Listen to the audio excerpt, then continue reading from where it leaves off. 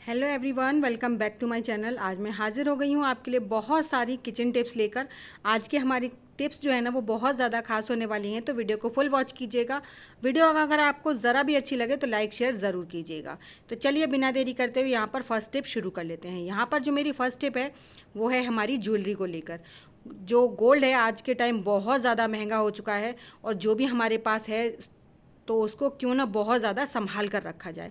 तो मैक्सिमम क्या होता है, जब भी हम इस तरह की चेन वगैरह पहनते हैं तो उनमें जो ये लॉक होता है ना, ये बहुत ईजिली खुल जाता है। एक साइड का तो एकदम परमानेंट लॉक होता है, लेकिन जो दूसरी साइड से हम इसे पहनते हैं उस साइड का जो लॉक होता है वो अक्सर करके खुल जाता है। हम उसे कितना भी टाइटली दबा दें, कभी कभी हमारे कपड़ों में फंस कर खुल जाता है। तो उस टाइम के लिए मैंने एक बहुत छोटी सी ट्रिक आपके साथ शेयर की है।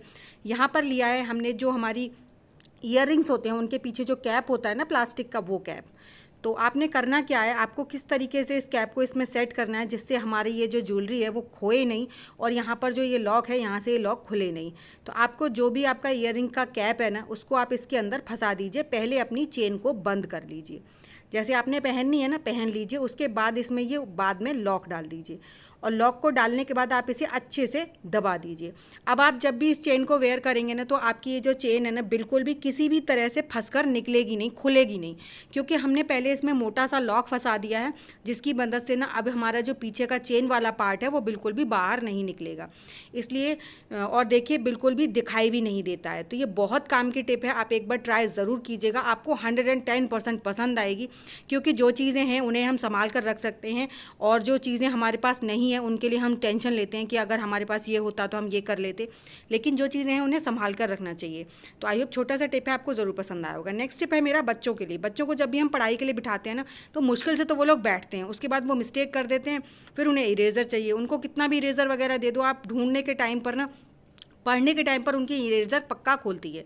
तो आप ये प्रॉब्लम ना हो, आप जो भी ये छोटी वाली रबर्स होती हैं ना, या फिर जो मिठाई के डब्बे में लगी हुई रबड़ आती हैं वो, उसको ना आप बच्चे की हर एक पेंसिल में 2 रबड़, अगर छोटी वाली हैं तो 2, और अगर बड़ी वाली है तो 1 रबड़ इस तरीके से लगाकर सेट कर दीजिए। जिससे क्या होगा कि जब भी बच्चे पढ़ाई करेंगे ना, वो मिस्टेक करेंगे तो फटाफट से इरेज हो जाएगी। और आप देखिए इससे ना बहुत अच्छे से इरेज भी हो रहा है। अगर आपको नहीं दिखाई दे रहा हो तो ध्यान से देखिए, मैं इसको लिख भी रही हूँ, साथ ही साथ बहुत ईजिली इरेज हो जाता है, जिससे ना तो कोई कचरा होता है, ना ही आपका पेपर वगैरह फटता है। तो ये छोटी सी टिप है, आई होप आपको ज़रूर पसंद आई होगी। क्योंकि जब भी हमारे बच्चे पढ़ाई करते हैं ना, तो उनके नखरे इतने ज़्यादा होते हैं और हमें वो परेशान करते हैं। तो ये परेशानी से बचने के लिए आपके साथ मैं टिप शेयर कर रही हूँ। और सेकेंड टिप है मेरी, जैसे पेंसिल बहुत ज़्यादा छोटी हो जाती है तो बच्चों को ना पकड़ने में बहुत प्रॉब्लम होती है।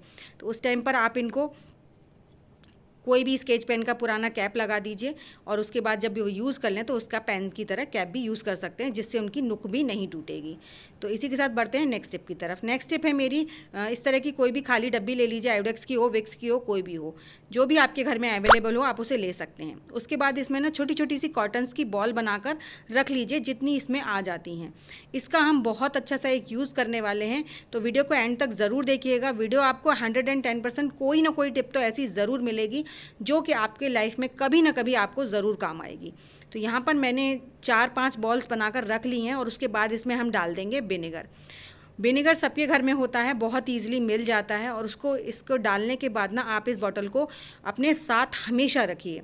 ये जो चीज़ है ना ये बहुत काम की है। इसका हम यूज़ क्या करेंगे, देखिए जैसे हमारे पास क्या होता है, कई बार हमें ना कहीं बाहर जाना है और हमें नेल पेंट रिमूवर नहीं है हमारे पास, हमें अपना जो नेल पेंट है वो रिमूव करना है। तो कई बार हमारे पास परफ्यूम वगैरह भी नहीं होता है, लेकिन विनेगर हमेशा होता है। तो अगर आपके पास विनेगर है तो विनेगर से इरेज कर लीजिए, अगर आपके पास विनेगर नहीं है तो डिओ, परफ्यूम जो भी आपके पास है उससे इरेज कर लीजिए। तो इससे क्या होता है कि हमें ना रिमूवर की ज़रूरत नहीं पड़ती है। और आप इस तरह अगर कॉटन बॉल्स में बनाकर अपनी ड्रेसिंग टेबल पर या फिर पर्स वगैरह में रखेंगे ना, तो आप देखेंगे आपको कभी भी रिमूवर की ज़रूरत नहीं पड़ेगी, एक्स्ट्रा पैसा खर्च करने की ज़रूरत नहीं पड़ेगी। देखिए पूरा जो नेल पेंट था वो मेरा छूट गया है, और जो कॉटन है वो पूरी रेड हो गई है। तो आई होप छोटी सी टिप है, आपको ज़रूर पसंद आई होगी। पसंद आई हो तो प्लीज़ लाइक ज़रूर कीजिएगा। चलिए बढ़ते हैं नेक्स्ट टिप की तरफ। नेक्स्ट टिप है मेरी बेडशीट को लेकर। हम कितना भी इस बेडशीट को अच्छे से फंसा लें, अगर हम हाथों से फंसाते हैं ना, तो इस तरह के जो बेड होते हैं जब वो पुराने हो जाते हैं तो इनमें की जो लकड़ी होती है ना वो फटी फटी सी हो जाती है, जो हमारे हाथों में चुभ जाती है। फिर हम क्या करते हैं, हम कोम उठाते हैं, कोम में करना शुरू कर देते हैं। कोम जो है ना वो बेडशीट को अपने साथ ही निकाल लाता है और फंस जाता है। इससे हमारी बेडशीट फटने का भी डर रहता है। तो अब आपने करना क्या है, आपको क्या करना है, कोई भी सॉक्स ले लीजिए, आपके घर में जो भी सॉक्स पड़ा हो, और उसके बाद अपनी बेडशीट को इस तरीके से जब इसके अंदर सेट करेंगे ना, तो आपकी जो बेडशीट है बहुत अच्छे से सेट भी हो जाएगी, फटेगी भी नहीं और आपके हाथों में भी नहीं लगेगी। और मैं बेडशीट से रिलेटेड आपके साथ कई टिप्स शेयर करूंगी। जैसे हम क्या करते हैं, कॉर्नर्स हमारे जो होते हैं ना, हम कितने भी अच्छे से सेट कर लें वो कॉर्नर्स निकलते ही रहते हैं। तो उसके लिए आपको क्या करना है, पहले साइड से कीजिए और फिर उसे पूरी तरह से बाहर कर लीजिए, जैसे मैं कर रही हूँ ना, आप वीडियो में देखिए जैसे मैं कर रही हूँ। उसके बाद आप इसे कोम से अंदर कर देंगे ना, तो यहाँ से जब बेडशीट हमारी एकदम टाइट फिटिंग के साथ सेट हो जाएगी ना, तो ये बहुत जल्दी निकलेगी भी नहीं। इस तरह से जब आप बेडशीट को सेट करेंगे, आपकी बेडशीट पूरे दिन इस पर कितने भी बच्चे कूदें फाने कुछ भी करें, लेकिन आपकी जो बेडशीट है वो बिल्कुल भी निकलती नहीं है। जैसे मैं देख रहे हैं आप कंघे से और सॉक्स की मदद से मैं इस बेडशीट को सेट कर रही हूँ, उसी तरीके से आप करिए।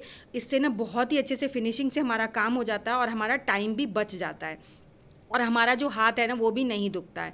तो इस तरीके से जब आप बेडशीट सेट करेंगे तो बिल्कुल भी रिंकल फ्री बेडशीट आपकी तैयार होगी। और जैसे ही मैंने उस साइड का कॉर्नर किया था, ऐसे ही हम इस साइड का करेंगे। तो देखिए मैंने यहाँ पर पूरा कॉर्नर बाहर की तरफ निकाल लिया है इस तरीके से, और उसके बाद आप इस कॉर्नर को अंदर प्रेस कर दीजिए। इससे ना हमारी जो बेडशीट का कोना है वो अच्छे से टाइटन हो जाता है, और टाइट होने के बाद में यहाँ से बिल्कुल भी इजीली निकलता नहीं है।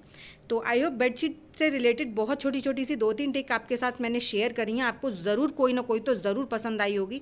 तो अपने फैमिली फ्रेंड्स में भी ज़रूर शेयर कीजिएगा। इस तरह से ना हमारे बच्चे भी हमारी बेडशीट को बहुत अच्छे से सेट कर सकते हैं, क्योंकि हमें अपने बच्चों को भी ये सारी चीज़ें सिखानी चाहिए, चाहे फिर वो बॉयज़ हों या गर्ल्स हों, क्योंकि कभी ना कभी हमारे बच्चों के साथ भी ये प्रॉब्लम होती है। अगर हम बाहर उनको भेजेंगे पढ़ाई के लिए, तो उनको अपने ये छोटे मोटे काम तो आगे भी करने पड़ेंगे। तो देख सकते हैं कितनी बढ़िया तरीके से हमारी बेडशीट जो है वो सेट हो गई, और हमारे हाथों वगैरह में भी कुछ नहीं लगने का डर रहता है। चलिए बढ़ते हैं नेक्स्ट स्टेप की तरफ। नेक्स्ट स्टेप है मेरी इस तरह की नेट को लेकर। इस तरह की नेट हमारे पास आ ही जाती है, कभी बच्चों के फूड्स के साथ आ जाती है, या फिर टॉयज़ के साथ आ जाती है, या फिर हम वेजिटेबल्स या फ्रूट्स खरीदते हैं उसके साथ आ जाती है। तो इससे मैं आपके साथ 2 टिप शेयर कर रही हूँ। मैंने इसे इस तरीके से फ़ोल्ड कर लिया। अगर आप चाहते हैं इसे अपना बाथ स्क्रबर बनाना, तो आप इसमें थोड़ा सा 1-2 टाँके लगा दीजिए, जिससे ये बहुत अच्छे से वर्क करता है और बहुत सॉफ्ट होता है, जिससे हमारी डेड स्किन बहुत ईजिली क्लीन हो जाती है। तो मेरे पास ऑलरेडी है, इसलिए मैंने इसको नहीं बनाया है। तो मैं इसका दूसरा जो यूज़ है वो करने वाली हूँ। जैसे हमारे इस तरह के जो नेट बैग होते हैं ना, उन्हें हम बेकार समझकर फेंक देते हैं। इन्हें फेंकने से पहले ज़रूर रीयूज़ कीजिए। हमारे पास लहसुन, प्याज, बहुत सारी वेजिटेबल्स ऐसी होती हैं जिन्हें हवा की ज़रूरत होती है, और वो अगर हम उन्हें बास्केट वगैरह में रख देते हैं तो वो बहुत ईजिली ख़राब हो जाती हैं। अगर हम नेट बैग में भरकर रखेंगे ना, तो ईजिली इन्हें हम कहीं पर भी हैंग कर पाएंगे, जिससे इन्हें हमेशा प्रॉपर एयर मिलती रहेगी, जिससे ये चीज़ें ख़राब भी नहीं होंगी और देखने में भी काफ़ी अच्छी लगती हैं। तो आई होप आपको मेरी ये टिप भी ज़रूर पसंद आई होगी। चलिए बढ़ते हैं नेक्स्ट टिप की तरफ। नेक्स्ट टिप मेरी जो है वो भी लहसुन से रिलेटेड है। कई बार हमें ना लहसुन बहुत सारा छीलना होता है, और बहुत हो या कम हो, हमें हमेशा लहसुन की तो ज़रूरत डेली ही पड़ती है। तो आपने करना क्या है कि लहसुन को जितना भी आपको छीलना है उसे ले लीजिए। अच्छा, बड़ी बड़ी जो लहसुन की कलियां होती हैं ना, उन्हें छीलना तो बहुत इजी होता है, लेकिन जो लहसुन की बड़ी छोटी छोटी कलियां होती हैं ना, उनको छीलने में सबसे ज़्यादा प्रॉब्लम होती है। तो उसके लिए हम आपके साथ बहुत अच्छी अच्छी टिप शेयर कर रही हूँ मैं। आपको ज़रूर कोई ना कोई टिप तो ज़रूर पसंद आएगी। तो देखिए, मैं आपको ना जितना भी आपने लहसुन छीलना है उसे थोड़ा सा अलग कर लीजिए, जो भी उसकी कलियाँ हैं। तो यहाँ पर देखिए, बड़ी जो कली है ना, उसको तो आप इस तरीके से प्रेस करेंगे ना, तो उनकी स्किन बिल्कुल अलग हो जाती है, जिससे कि आपको छीलना बहुत ईजिली हो जाता है। लेकिन जो छोटी छोटी कलियां होती हैं ना, उनको हम कितना भी अच्छे से प्रेस कर लें, उनकी जो स्किन है वो अलग नहीं होती है, और जिसे हमें छीलने में बहुत ज़्यादा टाइम भी लगता है, और हमारे नेल्स में भी दर्द हो जाता है। और क्या होता है पता है, वो आधी कली तो हमारी टूट ही जाती है छीलते टाइम, तो हम उसे फिर फेंक ही देते हैं। तो मैंने यहाँ पर बड़ी बड़ी जो कलियाँ थी वो देखिए बहुत ईजिली छील ली हैं सारी। अब जो छोटी कलियां हैं उनको छीलने की आपके साथ टिप शेयर करूंगी। देखिए, छोटी वाली कली को हम कितना भी प्रेस कर लें टाइट तरीके से, उसकी स्किन अलग नहीं होती। तो आपने क्या लेना है, आपने लेना है बॉटल का कैप, और इस तरीके से जब आप अपने लहसुन को छीलेंगे ना, तो आपको नेल्स वगैरह भी टच नहीं करने पड़ेंगे, और आपका जो लहसुन है वो बहुत ईजिली छिल जाएगा। तो ये छोटी सी टिप है, लेकिन बहुत काम की है, क्योंकि हमारी डेली लाइफ में हमें लहसुन, प्याज, इन चीज़ों की ना हमेशा ज़रूरत पड़ती रहती है, और ये जो काम है ना, ये बहुत ज़्यादा टाइम टेकिंग वाला है। तो यहाँ पर मैंने देखिए इस तरह जो बॉटल की कैप है ना, इससे छील लेते हैं और इससे ना हमें ना तो चाकू की ज़रूरत पड़ती है और ना ही हमारी जो लहसुन की कलियाँ हैं वो टूटती हैं। तो देखिए मैंने ढेर सारा लहसुन छील कर इसी तरह से तैयार कर लिया है और इसमें बहुत सारी ढेर सारी जो कलियाँ हैं ना बहुत छोटी छोटी सी हैं और देखिए सारी जो कलियाँ हैं ना वो पूरी तरीके से छिलके से अलग हो गई हैं, बिल्कुल भी ना टूटी हैं ना वेस्ट हुआ है और ना ही हमें ज़्यादा टाइम लगा है। तो आई होप आपको मेरी ये टिप भी ज़रूर पसंद आई होगी। चलिए बढ़ते हैं इसी के साथ नेक्स्ट टिप की तरफ। मेरी जो नेक्स्ट टिप है ना वो है इस तरह के जो दरवाज़ों में ये कब्जे होते हैं ना उनको लेकर। बरसात के मौसम में इन कब्जों में बहुत ज़्यादा जंग लग जाती है और गेट खोलने और बंद करने में इतनी भयानक आवाज़ होती है कि उस आवाज़ को सुनकर डर लगता है। तो आपने क्या लेना है, आपने लेना है कोई भी हेयर ऑयल। ध्यान रखिएगा इसमें आपको नारियल का तेल नहीं डालना है और कोई भी अदर हेयर ऑयल हो उसे आप इसमें डाल दीजिए और इसे 1-2 बार आगे पीछे गेट को कर देंगे ना आप, तो बहुत ईजिली जो इनमें जंग लगी हुई है वो भी छूट जाएगी और जो डरावनी आवाज़ आती है ना वो भी बंद हो जाएगी। कभी कभी तो इतनी ज़्यादा डरावनी आवाज़ आती है कि बच्चे तो डर ही जाते हैं। अगर आपके घर में छोटे बच्चे हैं ना तो वो तो 100% मतलब डर ही जाएंगे। और इस तरह की जो बॉटल्स होती हैं उनसे तेल डालना बहुत ईजी हो जाता है। तो आई होप आपको मेरी सारी टिप्स पसंद आई हो तो प्लीज़ अपने फैमिली फ्रेंड्स में ज़रूर शेयर कीजिएगा और मुझे कमेंट कर ज़रूर बताइएगा कि आपको मेरा सबसे ज़्यादा कौन सा आइडिया पसंद आया है। तो चलिए ऐसी अमेजिंग टिप्स और ट्रिक्स के साथ मैं मिलूंगी आपको अपनी नेक्स्ट वीडियो में। तब तक के लिए बाय बाय।